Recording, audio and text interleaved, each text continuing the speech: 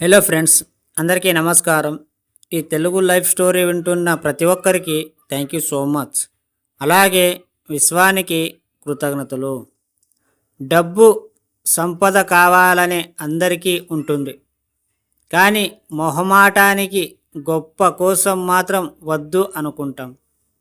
మన ఇంటికి ఎవరైనా బంధువులు వచ్చి వెళ్ళే ముందు మన పిల్లలకి డబ్బులు ఇస్తే వద్దని మన పిల్లలకి నేర్పిస్తున్నాం. అంటే చిన్నప్పటి నుండి పిల్లలకు డబ్బు వద్దని అలవాటు చేస్తున్నాం. డబ్బు వద్దని చిన్ననాటి నుండి చెబితే ఇక పెద్దయ్యాక డబ్బు ఎలా వస్తుంది? ఎప్పుడైతే వద్దని అనుకుంటున్నామో అదే రావడం ఆగిపోతుంది. ఇప్పుడు చెప్పండి, డబ్బు సంపద కావాలా వద్దా? వాడు అన్యాయం చేసి సంపాదించాడు కావున అలాంటి సొమ్ము నాకు వద్దు. అలాగైతే నేను సంపాదించేవాడిని. ఇలాంటి మాటలు ఎన్నోసార్లు వింటుంటాము.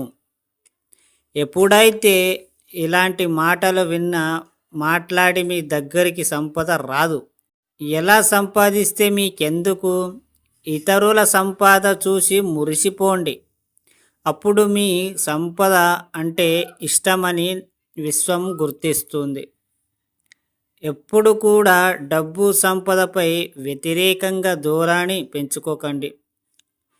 ఇష్టం, ప్రేమ పెంచుకున్నప్పుడే అది మీ దగ్గరికి రావడానికి ఇష్టపడుతుంది. లక్ష్మి వచ్చే ముందు నడుముపై కాలితో తంతుంది, వెళ్ళేటప్పుడు కడుపుపై తంతుంది అనేది పెద్దల మాట. ఎంత గొప్పగా చెప్పారు. నడుముపై తన్నినప్పుడు మనిషి నీటారుగా టీవీగా ఉంటాడు. డబ్బున్నవాడు హుందాగా నీటరుగా ఉంటాడు. కడుపు మీద తన్నినప్పుడు మనిషి వంగిపోతాడు, నిరసించిపోతారు. ఇలాంటి పరిస్థితి ఎప్పుడు తెచ్చుకోకండి. డబ్బును, సంపాదనను నిరంతరం ప్రేమించండి. అప్పుడే అవి మీ సొంతం అవుతుంది.